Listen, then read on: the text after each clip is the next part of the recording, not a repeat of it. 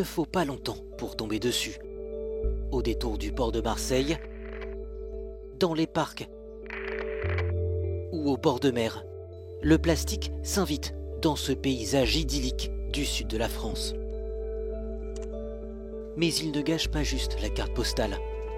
En finissant dans la mer Méditerranée, ces matières plastiques mettront plus de 4 siècles à se dégrader et contamineront toute la chaîne alimentaire. Brice et Kevin sont 2 plongeurs aguerris.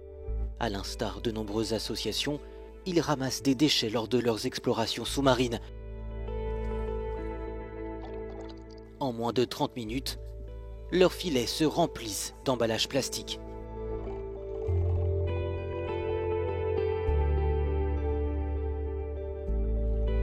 Essentiellement des emballages plastiques, des canettes, des bouteilles de verre, des briquets, des gobelets.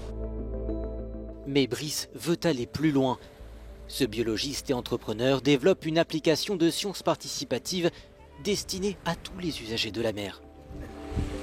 Tous les citoyens observent des choses souvent se partager sur les réseaux sociaux, mais malheureusement les scientifiques n'y ont pas accès. L'objectif à terme, c'est de cartographier l'ensemble des informations sur le milieu marin et donc du coup d'avoir une image dynamique de l'évolution de l'état de santé de nos mers et nos océans. 600 000 tonnes de déchets plastiques sont déversés chaque année dans la Méditerranée et la France est l'un des principaux producteurs de ces déchets plastiques. Les raisons sont multiples. Il y a bien sûr l'activité touristique et côtière. Et puis la France est par ailleurs un mauvais élève en matière de recyclage. 24% des déchets plastiques seulement sont recyclés. C'est bien moins que ses voisins européens qui sont au-dessus des 40%. La France dit vouloir atteindre l'objectif de 100% de déchets recyclés d'ici à 2025. Problème, les capacités de tri et de recyclage sont insuffisantes et une grande partie des emballages plastiques sont conçus avec des matériaux non recyclables.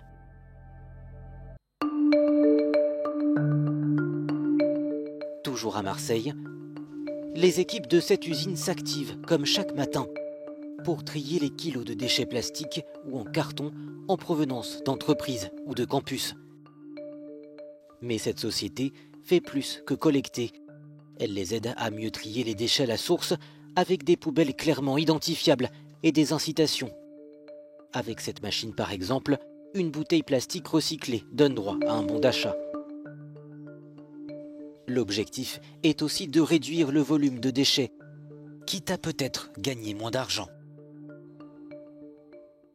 L'approche traditionnelle, c'est plus il y a de déchets, plus on gagne d'argent, notamment quand on possède les centres d'enfouissement ou les centres d'incinération. On a une approche de réduction à la source. C'est-à-dire qu'avant de mettre en place le tri, avant de collecter, on va s'intéresser à toutes les pistes possibles de réduction. Réduction, élimination des gobelets plastiques ou cartons par exemple, au profit de mugs, élimination des bouteilles plastiques au profit de carafes. Autre solution, se passer totalement de plastique. Khadija a essayé. Dans son établissement de vente à emporter situé à 2 pas des arènes d'Arles, cette commerçante n'utilise plus aucune bouteille plastique et a fortement réduit sa quantité d'emballage. Mais l'idée de remplir sa gourde à un point d'eau ne séduit pas tous les clients et acheter du verre peut avoir un coût. Oui, le verre coûte plus cher que le plastique, ça va de soi. Et le verre, c'est un peu plus lourd à transporter quand on fait ses achats, donc il faut être vigilant là-dessus. Mais bon, le plus important pour nous, c'était aussi d'être partenaire et d'être acteur dans cette démarche-là. Je ne veux pas, au nom du commerce, oublier mon rôle de citoyenne. Ça va de soi. Je suis aussi citoyenne et commerçante, voire plus citoyenne que commerçante. La transition n'a pas été évidente au départ. Mais le déclic est venu avec l'aide de Stéphanie, qui a lancé le challenge Zéro bouteille plastique. Elle tente de convaincre le plus grand nombre de commerçants d'Arles de se passer du plastique en identifiant avec eux les freins comme le budget. Car pour elle, le recyclage n'est pas la solution. Même avec le recyclable, on continue de polluer, on continue d'avoir des pertes de matière, on continue d'avoir besoin d'exploiter les ressources et ça n'est pas une solution suffisante. Donc il faut aussi réduire la consommation, nos consommations, nos volumes de choses consommées et donc remplacer absolument le jetable par du réutilisable.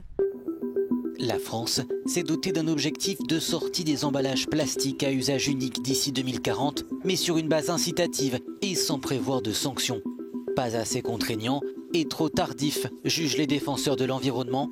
Irréaliste, contestent les fabricants, car c'est aussi leur croissance qui serait en jeu. En Europe, l'industrie du plastique pesait en 2019 350 milliards d'euros.